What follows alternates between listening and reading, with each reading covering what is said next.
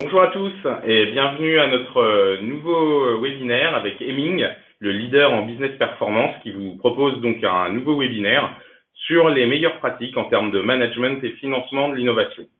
Aujourd'hui, nous vous proposons de découvrir une des facettes du logiciel de notre partenaire Expernova. Le sujet, la formalisation des états de l'art. En effet, il s'agit de la pierre, et ces états de l'art sont également importants dans le cadrage des projets de R&D au moment de leur lancement. Pour nous parler de ce sujet, nous accueillons nos intervenants du jour. Il s'agit de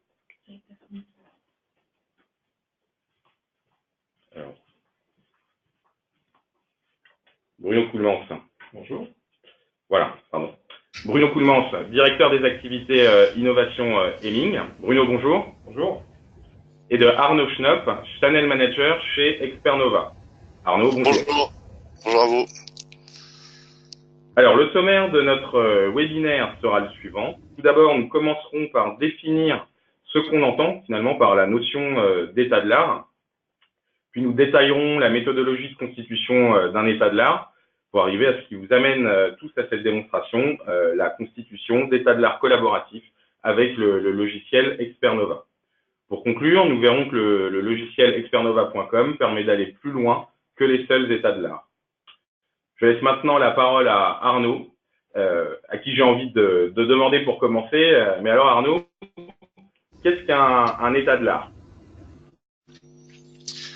Alors, donc, un état de l'art, qu'est-ce que c'est? Donc, réaliser un état de l'art va en fait consister à rassembler le maximum d'informations sur un sujet ou une technologie qui vous intéresse. C'est en quelque sorte faire l'état des connaissances existantes à un moment donné sur un objet d'étude. L'état de l'art va induire la notion de rechercher dans des connaissances accessibles, c'est une connaissance qu'elle soit interne à l'entreprise ou externe, ou qu'elle soit gratuite ou payante. On peut y retrouver notamment à travers ces connaissances toute la partie des publications, également des brevets, des projets collaboratifs, des thèses, etc. Par opposition donc, ce qui n'est pas accessible et qui n'a pas été rendu public, on va retrouver toute la partie comme les secrets industriels, les savoir-faire ou encore l'expérience. En définitive, l'état de l'art, c'est faire une sorte d'état des lieux de la connaissance technique et scientifique à un instant T pour donner le point de départ du travail à engager. Et ça se caractérise notamment par deux étapes importantes. La première, bien évidemment, au lancement du projet et lors de l'avancement de ce projet, lorsqu'on va rencontrer de nouvelles problématiques. Très bien. Et alors, à quoi sert cet état de l'art? Alors, l'objectif de l'état de l'art, dans un premier temps, cet état de l'art n'a pas prétention à être exhaustif. L'objectif est de partir de ce qui a déjà été fait, comme une base de départ, afin de délimiter un périmètre de recherche, donc son sujet, et d'aboutir, surtout très important, à un questionnement de recherche. Donc, les bénéfices pour l'entreprise, c'est dans un premier temps de faire, une fois que la question de recherche a été définie, il est important de faire l'état des réponses connues sur la question posée. Cela revient en d'autres termes à se demander qu'est-ce qui a déjà été fait par le passé. On va ensuite, dans un deuxième temps, orienter sa R&D, c'est-à-dire qu'est-ce qu'on va pouvoir faire de nouveau par rapport à ce qui a été fait. Cela passera notamment par l'analyse des limites des travaux précédents qui ont été effectués sur ce sujet.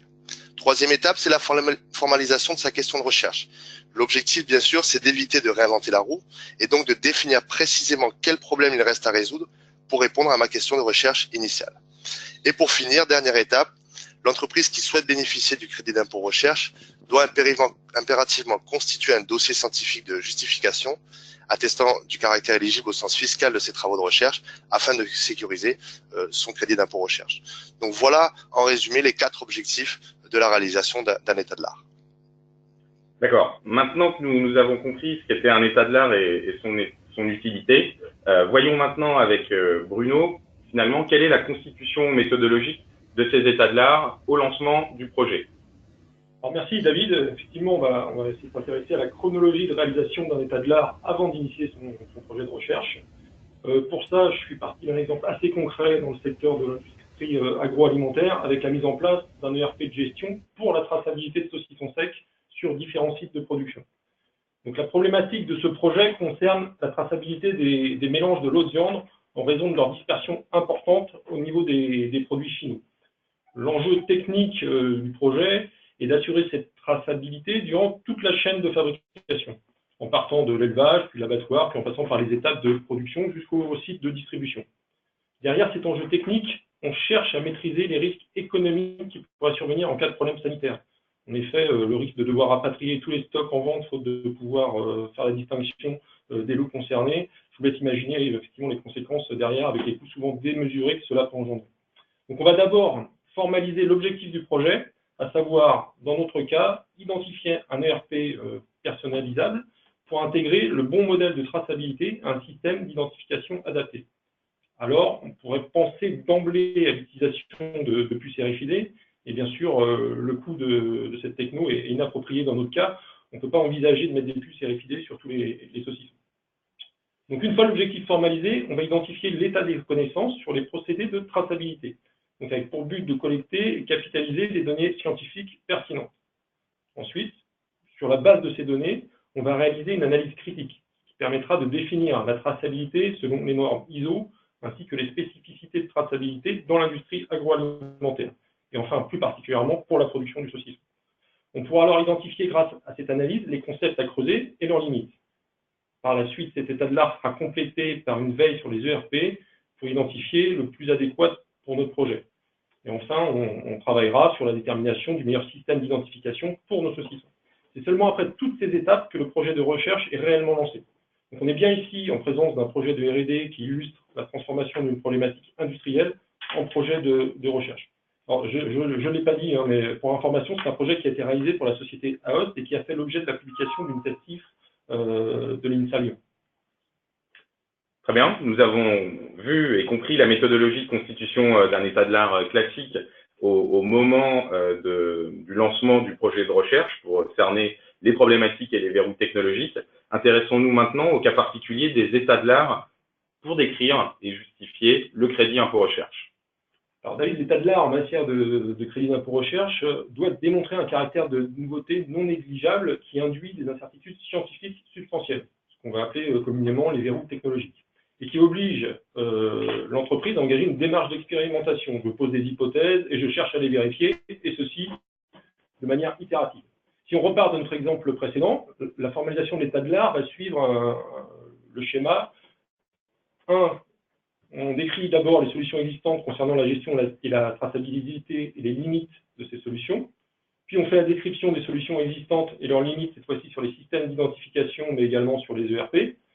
Dans notre exemple, l'identification des limites de l'état de l'art et des verrous technologiques va reposer sur le peu de données accessibles concernant l'optimisation et la performance de la chaîne logistique dans l'industrie agroalimentaire. Il va donc falloir développer une nouvelle modélisation du système de traçabilité de cette chaîne. Enfin, on terminera la séquence par l'identification, la compilation et l'analyse des références bibliographiques sur le sujet. Donc, cette démarche permet d'introduire l'objectif de recherche du projet, qui sera donc ici de modéliser le système de traçabilité de la chaîne logistique des saucissons secs. Merci Bruno. Alors, j'aimerais savoir maintenant s'il est possible de réunir le meilleur de ces deux mondes, en fait, réaliser un état de l'art, au démarrage du projet et comment ça se passe avec la sécurisation du crédit impôt recherche. Bref, autrement dit, comment faut-il structurer finalement son approche dans le temps? Alors, au démarrage du projet, le chef de projet réalise l'ensemble des états de l'art, à savoir, dans notre exemple, une veille sur les ERP, un état de l'art sur l'optimisation de la chaîne logistique et un état de l'art sur les méthodes de traçabilité et sur les systèmes d'identification, que ce soit les puces RFID, les QR codes ou d'autres technos. L'analyse des informations qui vont être collectées va lui permettre d'identifier les verrous technologiques et poser là où les problématiques de recherche du projet de manière à cerner s'il va s'inscrire ou pas dans une démarche éligible au crédit d'impôt recherche. Maintenant, si on s'attarde sur les différentes phases d'exécution du projet, chacune de ces phases va relever peu ou prou de phases éligibles en matière de crédit d'impôt recherche. On a d'abord la constitution des états de l'art en amont, qui sont partiellement valorisables au titre du crédit d'impôt recherche en veille technologique, notamment si vous utilisez des bases de données comme Expernova, on va le voir, ou si vous participez à des congrès scientifiques sur les technologies liées à vos projets. Ce sont là des dépenses éligibles. Par contre, tout ce qui va être test et sélection d'ERP ne relève pas du CIR. Il n'y a pas de démarche de recherche proprement dite engagée sur cette phase. A contrario, les travaux qui vont porter sur la nouvelle modélisation de la chaîne logistique et le développement de solutions du système d'identification eux, vont pouvoir entrer dans le champ d'application du crédit d'impôt recherche. Si on s'attarde sur la personnalisation des ERP qui pourraient partiellement être éligibles, là, il faut être très prudent sur le sujet, parce que les phases d'adaptation de ce type d'outils, pour la plupart du temps, n'entrent pas dans le champ d'application du crédit d'impôt recherche. Il faut vraiment apporter des modifications substantielles en rupture avec ce qui se fait traditionnellement. Donc, vraiment prudent sur ces phases qui sont le plus souvent inéligibles. Enfin, on a la phase de prototypage, test et recettes, qui, elles, vont être partiellement éligibles tant qu'elles s'inscrivent dans la logique de vérifier les hypothèses de recherche et qui ne vont pas forcément chercher tout de suite à représenter le produit ou le procédé dans son état final. Enfin, pour conclure, je rajouterais qu'il faut avoir conscience que les états de l'art doivent s'actualiser au fil du temps. La démarche doit donc être itérative, notamment pour les projets pluriannuels. Très bien. Alors maintenant que nous sommes alignés sur les définitions et les concepts de réalisation d'un état de l'art, nous vous proposons un rapide sondage pour évaluer votre niveau de pratique sur la formalisation de ces états de l'art. Alors, la question que nous nous posons, c'est vous ou vos équipes de R&D, vous réalisez des états de l'art, donc jamais, vous n'avez ni le temps ni les ressources nécessaires pour les formaliser. Vous les réalisez à l'occasion, finalement sur les projets les plus importants pour l'entreprise, ou alors vous les réalisez de manière plus régulière. Quelques projets échappent encore à la démarche, mais elles tendent à se systématiser, ou alors vous les réalisez systématiquement. Cette pratique est standardisée dans les processus de l'entreprise. Alors, nous vous laissons répondre, sélectionner ce qui correspond à votre cas. Et j'en profite pour vous rappeler que vous pouvez poser toutes les questions qui vous viendraient à l'esprit dans la petite fenêtre de chat qui s'affiche sur votre écran, et nous y répondrons bien évidemment en fin de webinaire.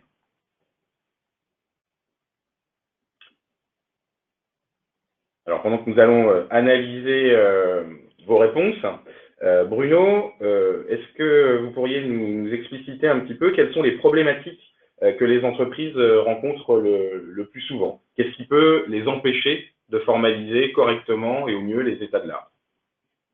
Alors David, si on revient sur les 3 grandes phases de constitution des états de l'art pour les chefs de projet, à savoir l'identification des sources pertinentes, l'analyse de ces sources et enfin la formalisation des états de l'art proprement dit, ils font souvent face à des problématiques qui peuvent être soit un manque de temps ou un manque d'expertise, ou soit un manque d'outils suffisamment efficaces, c'est-à-dire qui sortent des datas fiables et avec une réelle simplicité d'utilisation. Et du coup, les résultats ne sont pas toujours à la hauteur des enjeux. Nous, notre volonté à travers ce partenariat est donc bien de simplifier la démarche de nos clients, à la fois avec les conseils des mines pour la constitution des états de l'art sous l'angle du crédit d'impôt recherche, et la solution externe Nova, que va nous présenter Arnaud, pour la constitution des états de l'art en amont du projet. L'objectif étant que ces deux approches se rejoignent et matchent le plus possible.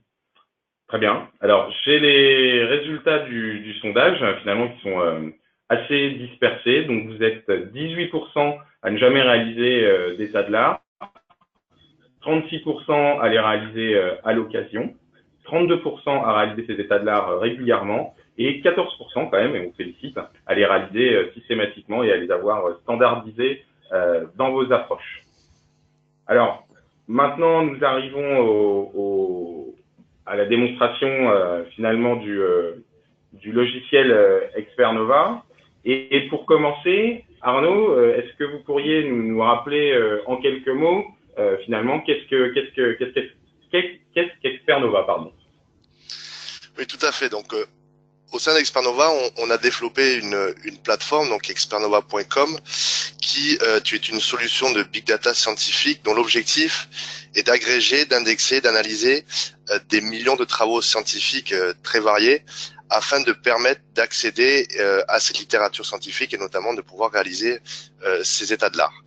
Donc l'intérêt de la plateforme est également de pouvoir bénéficier d'agréger ces informations sur un seul tableau de bord de résultats. Et pour illustrer un petit peu le contenu de notre base de données, je vous ai mis quelques valeurs clés de notre contenu, avec ici les travaux scientifiques, les brevets, les bases indexées, etc.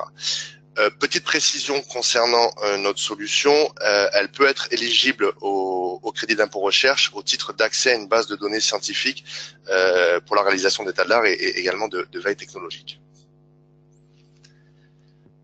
Donc, Précision également importante sur notre solution concernant le focus que nous faisons aujourd'hui sur les états de l'art, c'est que la particularité d'Expernova, c'est notamment de pouvoir indexer des types de travaux assez différents. Donc on retrouve un peu plus de 30 types de travaux sur la solution que l'utilisateur final peut lui-même d'ailleurs filtrer pour visualiser ce qui l'intéresse. Le fait que nous couvrons également 400 domaines scientifiques, donc on va retrouver de l'information que ce soit dans le monde de l'agro, de la chimie, de la pharma, de l'énergie, etc.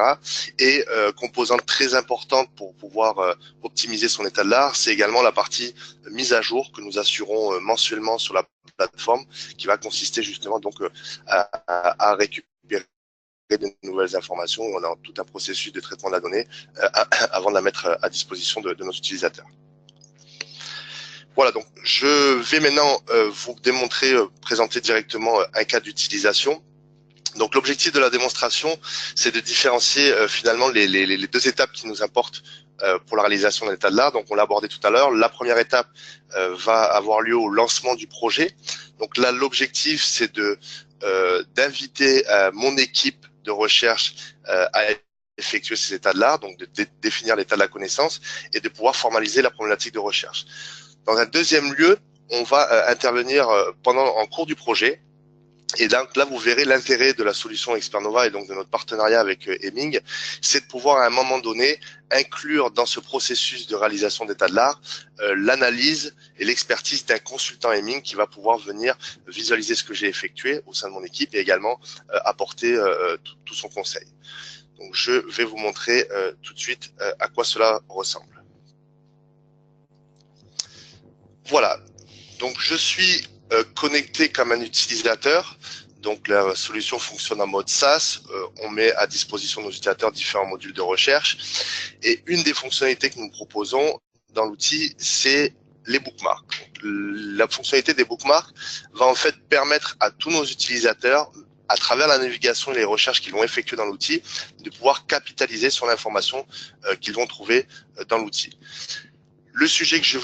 L'exemple que je vais prendre aujourd'hui, on va se mettre en fait dans la peau d'une entreprise d'agroalimentaire dont le sujet va être la suppression du lactose dans le lait. Donc, je suis utilisateur d'Expernova, je suis directeur R&D d'une entreprise agroalimentaire. Je dispose bien sûr d'un compte d'accès à Expernova et à travers ce compte d'accès, je vais pouvoir ici, dans mes bookmarks, créer un dossier de recherche donc que je vais appeler suppression du lactose dans le lait. Une fois que j'ai créé ce dossier, je vais pouvoir ensuite créer un sous-dossier. Ce premier sous-dossier que je vais créer, je vais en fait impliquer les personnes les plus pertinentes, les plus compétentes sur ce sujet de mon équipe. Donc je reviens sur mon dossier des bookmarks, je retrouve le dossier que j'ai créé, suppression du lactose, et j'ai la possibilité ici de créer ce sous-dossier que je vais nommer usage interne de manière à pouvoir le différencier. Et à partir de la création de ce sous-dossier, je vais avoir la possibilité ici de sélectionner les personnes que je souhaite impliquer dans ce projet. Donc je prends l'exemple de David, mon ingénieur brevet, et Anne-Sophie, ma chef de projet.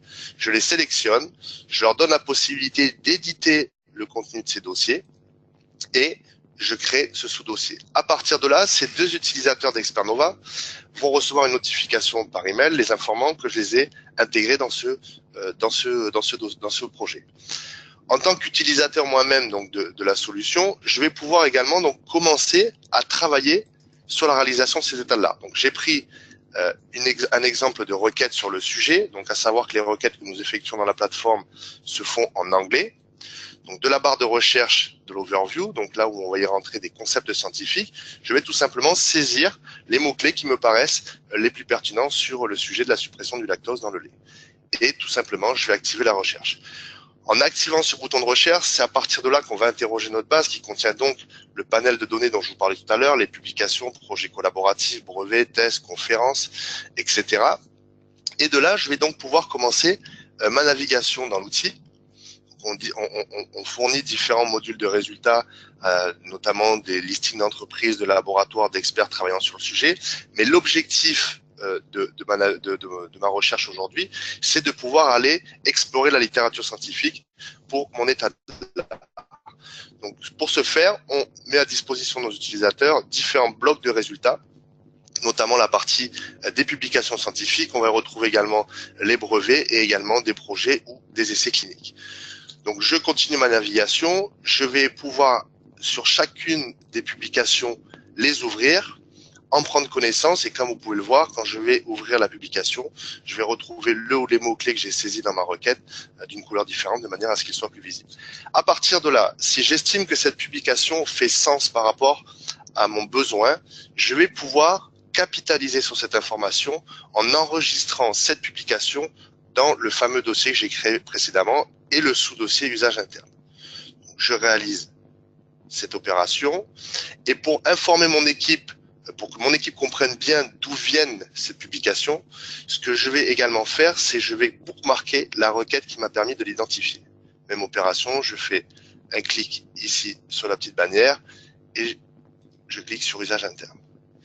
Si je reviens donc dans mes bookmarks, les informations, on va les retrouver ici.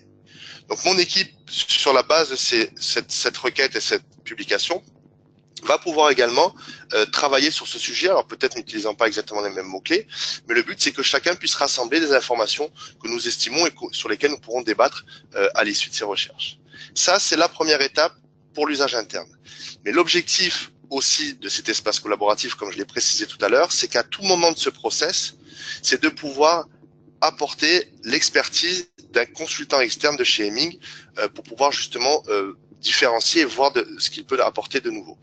Donc de la plateforme toujours, et c'est là où c'est assez intéressant puisque ça va permettre de gagner du temps, c'est de pouvoir, via le dossier que j'ai créé, créer un deuxième sous-dossier, que là pour le coup je vais nommer usage Hemming, de manière à pouvoir le différencier. Je vais le créer et de l'outil, je vais pouvoir directement inviter, donc Bruno, dans mon exemple, le consultant d'Hemming, à visualiser ce qui a été fait. Donc je crée, je lui donne le mode d'édition également. Donc le petit sous-dossier va apparaître. Voilà. Et l'idée, c'est de copier tout ce qui a été fait par mon équipe dans ce dossier usage interne directement dans le dossier à destination de Bruno pour qu'il puisse visualiser lui-même les informations.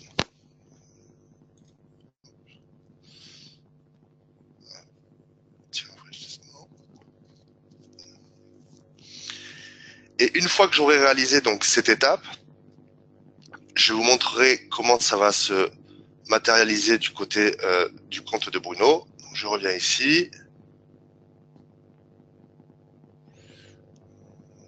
Voilà. Je copie donc la requête que j'ai identifiée et je vais pouvoir la mettre ici dans le dossier à destination de Bruno. Je clique ici. Même opération avec la publication que j'ai identifiée, où je vais pouvoir le mettre à destination de Bruno. Voilà, donc je viens tout simplement de copier toutes les informations que j'ai pu identifier avec mon équipe.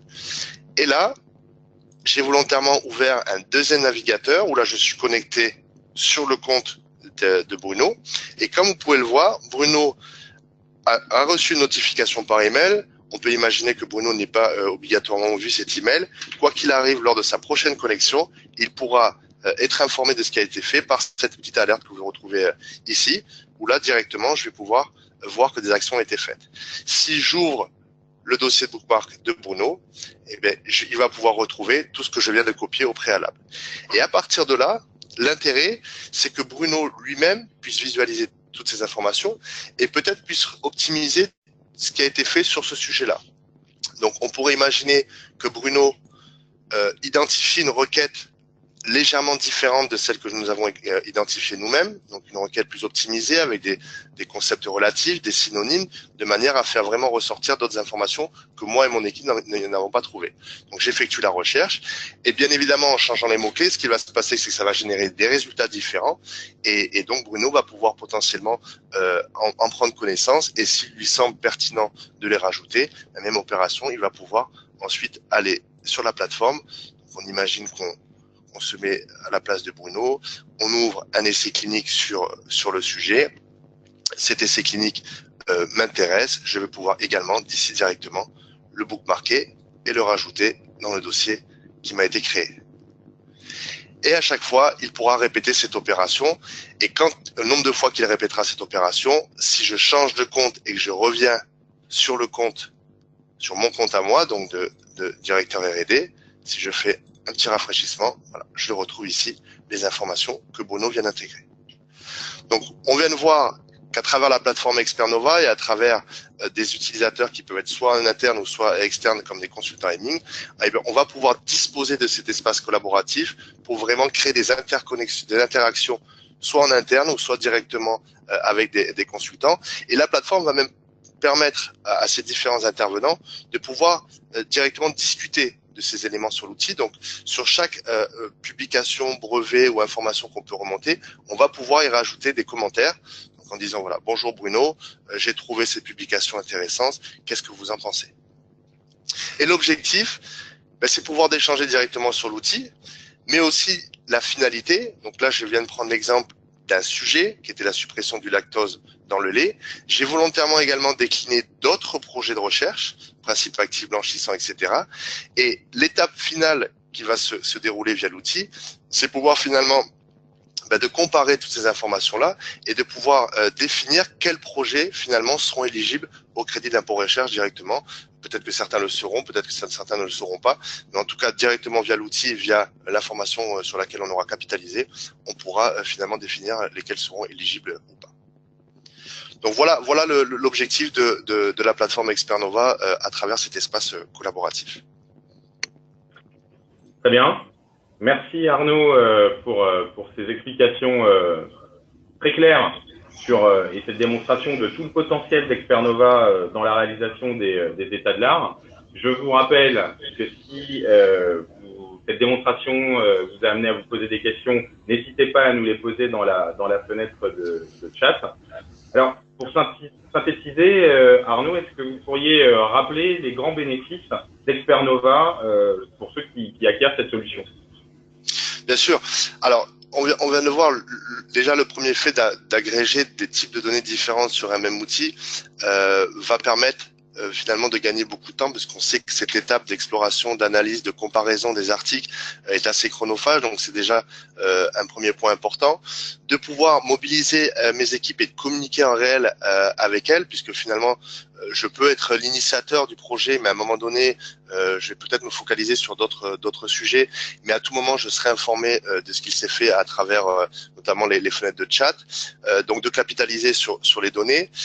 Et en tant que directeur R&D, puisque je me suis positionné dans ce titre-là, c'est finalement de pouvoir piloter directement mon état de l'art et de structurer mon process R&D. Et avec la finalité, avec les échanges qu'on pourra avoir avec les consultants d'Hemming, c'est bien sûr de pouvoir sécuriser son crédit d'impôt recherche selon les types de projets. Très bien. Dans cette même logique de synthèse, Bruno, pouvez-vous rappeler les grandes étapes de l'approche collaborative pour synthétiser des états de l'art? Alors, d'abord, je pense que vous l'avez compris, notre souhait, nous, chez Hemming, c'est d'augmenter la proposition de valeur dans l'accompagnement réalisé auprès de nos clients en matière de gestion du CIR. Donc, pour ce faire, nous pensons qu'il convient d'être davantage positionné et ancré sur les processus de recherche de nos clients, bien en amont de la déclaration du crédit d'impôt recherche. C'est pourquoi nous proposons d'introduire ce nouveau partenaire dans notre accompagnement à travers la solution logicielle Expernova. Donc, maintenant, si on regarde les différentes étapes de cette approche collaborative, on a le chef de projet qui initie son projet et il définit alors ses objectifs et notamment les objectifs technologiques. À l'issue de cette étape, normalement, les mots-clés des différents thèmes scientifiques du projet doivent être identifiés. Sur la base de ces mots-clés, il va construire ses requêtes d'identification de sources scientifiques pertinentes avec l'aide du logiciel Expernova, comme Arnaud l'a montré dans sa démo. Il en retire toute la littérature scientifique ainsi que les acteurs et les experts du domaine. Il pourra alors procéder au cadrage de son projet et présenter les objectifs scientifiques, les incertitudes techniques et les hypothèses de recherche, ainsi que la roadmap de ses travaux.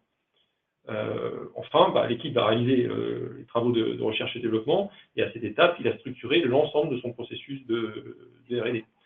Hemming intervient alors pour la sélection des projets sur la base des bookmarks réalisés en commun sur l'outil Expernova.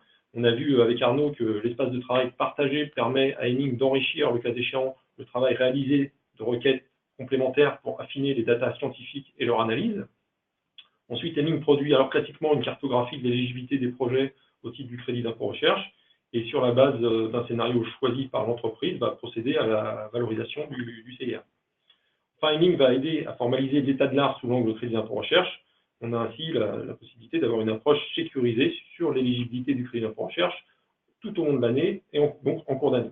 Le process de recherche se poursuit en parallèle avec l'analyse des résultats côté entreprise et le lancement du produit et du service. Et donc Henning est alors en mesure de réaliser le rapport justificatif final du projet annuel qui sert de justification au titre du crédit d'impôt recherche.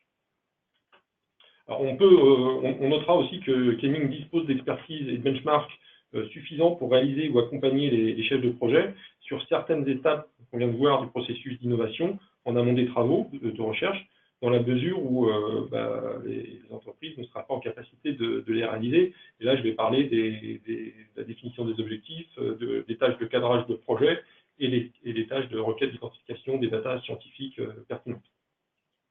Très bien. Arnaud, j'ai cru comprendre qu'Expernova avait des petits plus fort appréciables pour sécuriser le crédit impôt recherche. Quels sont-ils? Alors, en cas en fait de contrôle d'un agent du ministère de l'Éducation nationale et de l'enseignement supérieur, il va être primordial de pouvoir prouver les lacunes dans l'état de l'art nécessitant des travaux avec ces états de l'art, mais également démontrer que peu de données étaient disponibles. L'outil, en fait, on va avoir une partie donc littérature scientifique, on va pouvoir visualiser tous les travaux, mais on va également faire émerger des graphiques de synthèse de manière à pouvoir justement se positionner par rapport à ces besoins-là. Alors j'ai pris volontairement deux exemples assez distincts, où dans un premier temps, sur la partie de gauche, on retrouve un sujet qui est exploratoire, où l'on peut voir que finalement peu d'acteurs travaillent sur le sujet, donc peu de travaux scientifiques.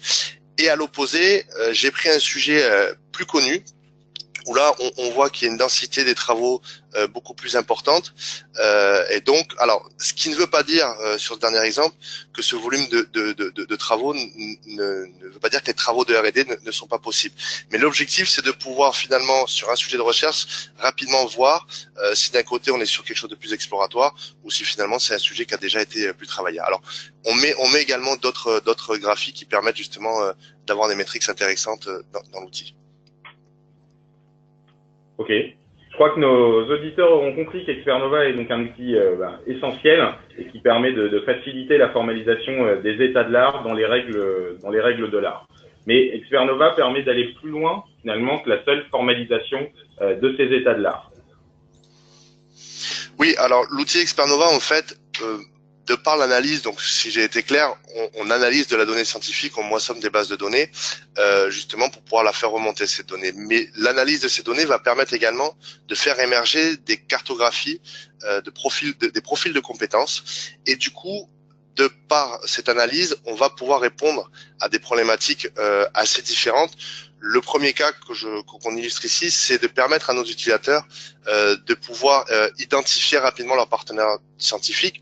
Alors soit généralement lorsqu'ils ont déjà des partenaires existants, mais dont le but est plutôt de challenger un petit peu ce réseau et de voir potentiellement quels nouveaux acteurs il pourrait être intéressant il pourrait être intéressant de collaborer, ou lorsque, et ça on le retrouve de plus en plus, des utilisateurs qui vont travailler sur des projets et notamment sur des sujets assez nouveaux sur lesquels ils n'ont pas obligatoirement la compétence en interne, et à partir de là, ils vont être amenés à identifier des partenaires.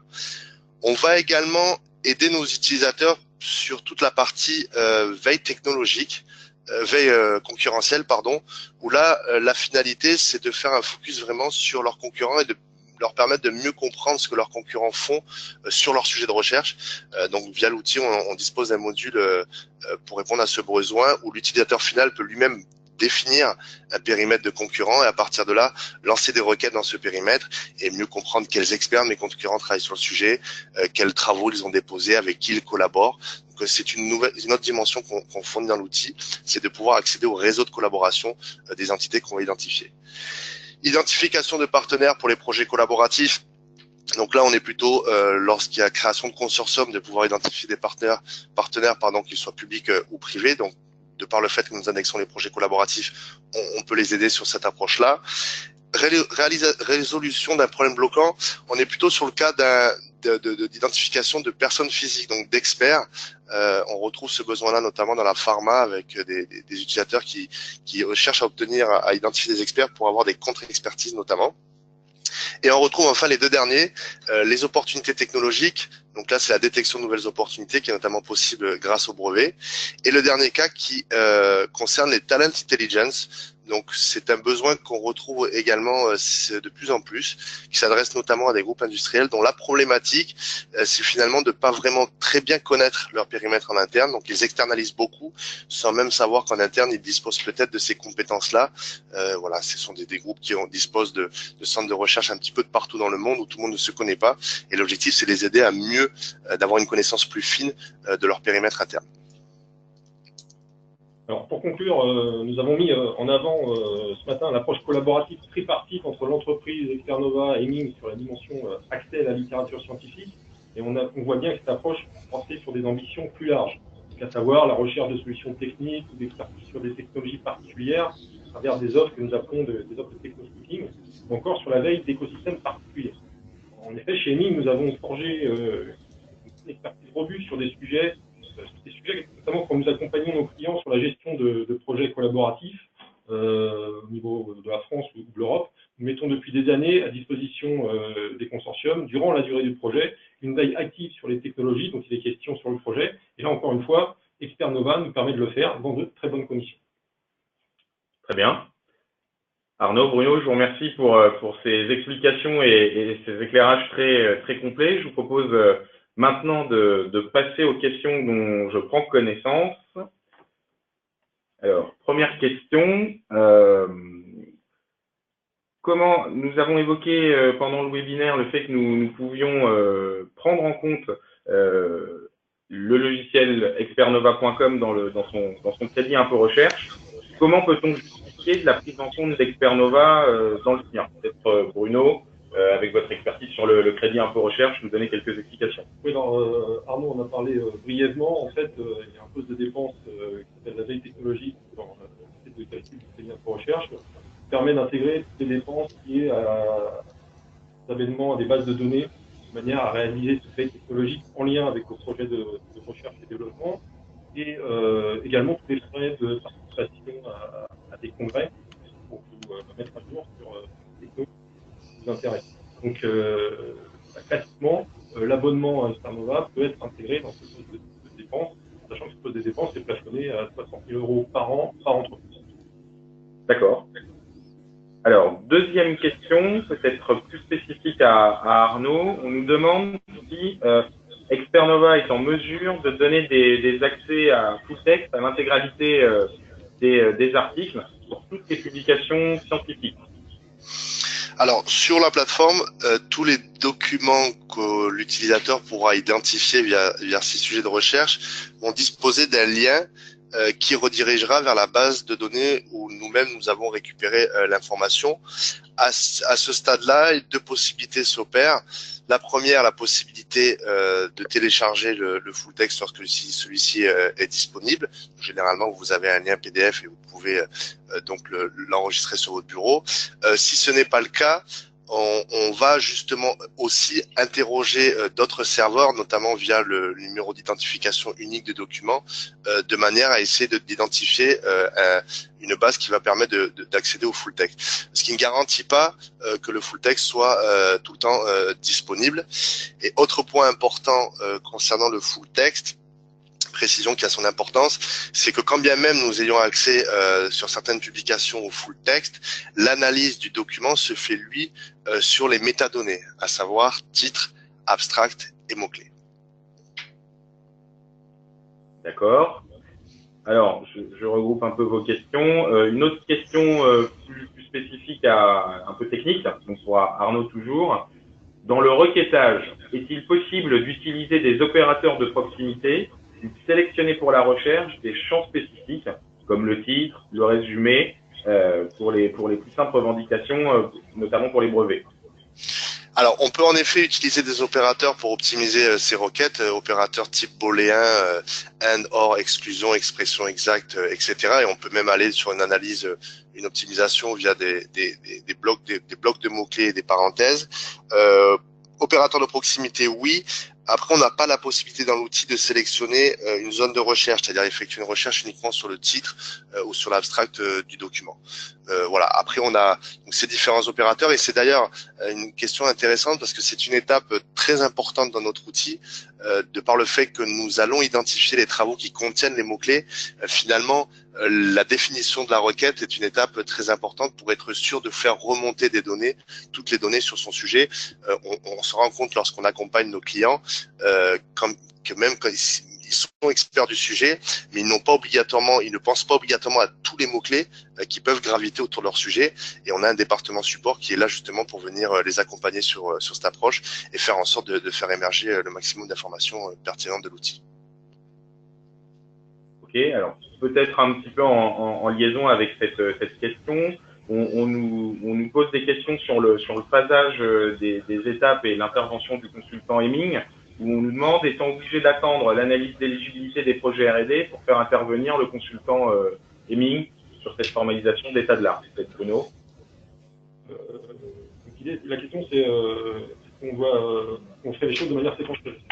C'est ça. Donc là, effectivement, ce matin, on nous a présenté les choses de cette manière par rapport à la démonstration, qui soit un peu plus simple et lisible, mais il est clair que la démarche vertueuse, c'est de le faire au fil de l'eau et de matcher en fait nos différentes expertises, je dirais, au quotidien avec l'outil Expernova tout au long du projet de recherche et développement. D'accord.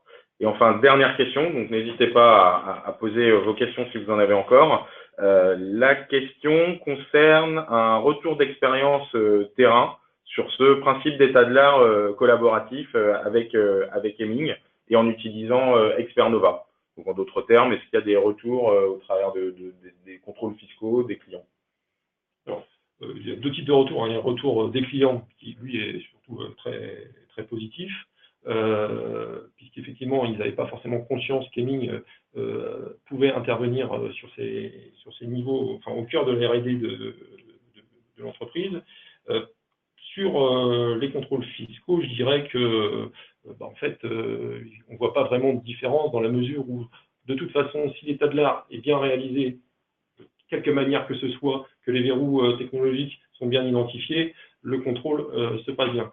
Ce qui est vraiment un plus, c'est qu'aujourd'hui, grâce à cette approche, on est en capacité de formaliser vis-à-vis des organes de contrôle et notamment des experts du ministère de la Recherche qui vont examiner les dossiers, de quelle manière a été fait l'état de l'art, c'est-à-dire sur quelle source, sur la temporalité, quels ont été les mots-clés utilisés. Donc ça, on peut faire un cartouche en amont des projets pour aider l'expert à voir comment, avec quel sérieux a été fait l'état de l'art et éventuellement qu'il puisse challenger l'entreprise avec d'autres approches. Donc ça, c'est le côté plus qu'on imagine. Maintenant, dans les faits, aujourd'hui, encore une fois, si l'état de l'art, même sans Hemming ou sans Expernova, est bien réalisé, et les incertitudes bien identifiées, il n'y a pas de raison que ça se passe mal. Nous, notre approche est d'aider les entreprises et de faciliter les entreprises dans cette démarche. Très bien. Alors, une dernière question, je pense, plus technique pour Expernova.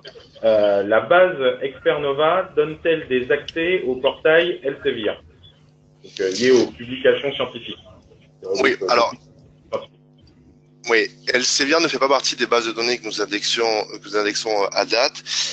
Ceci étant dit, nous avons, pour vous donner un ordre d'idée, un peu plus de 300 bases de données que nous indexons, qui sont mises à jour, comme je l'ai précisé tout à l'heure. Ce que je veux dire par là, c'est que les bases de données que nous avons, il y a notamment des agrégateurs d'informations qui peuvent contenir des données scientifiques qu'Elsevier également met à disposition. Donc voilà, on ne travaille pas avec Elsevier, mais on a 4 grandes familles de bases qu'on retrouve dans l'outil, des bases de données alors en open source. dispose également de bases universitaires qui nous permettent d'avoir finalement aussi une vue assez générale de l'activité scientifique des universités. Et on retrouve des bases privées auxquelles nous souscrivons. Je pense notamment aux bases brevets. Et on retrouve également des bases d'instituts de recherche. Donc au total, on a à peu près 300 et on continue. C'est également un axe qu'on continue à travailler chez Expernova, de continuer à développer le panel de bases de données que nous indexons. Très bien. Je remercie nos deux experts de nous avoir éclairés sur ce sujet. Merci Arnaud et merci Bruno.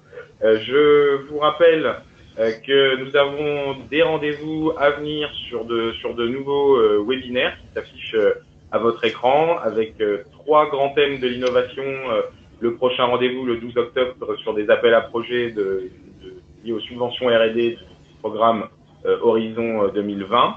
Le 10 novembre, un autre partenaire de Hemming concerne Laboxy, qui est le complément logiciel pour sécuriser son tir, notamment voir un petit peu comment on peut formaliser ses feuilles de temps. Et enfin, le 14 novembre, une aide pour qualifier les profils de doctorants ou docteurs et bénéficier donc de ces compétences d'experts en recherche et développement. Et le 19 octobre, un rendez-vous sur la taxe foncière pour décrypter les nouveaux avis impositifs. Donc nous vous remercions tous, nous vous souhaitons une excellente journée et nous vous disons à très bientôt. Au revoir.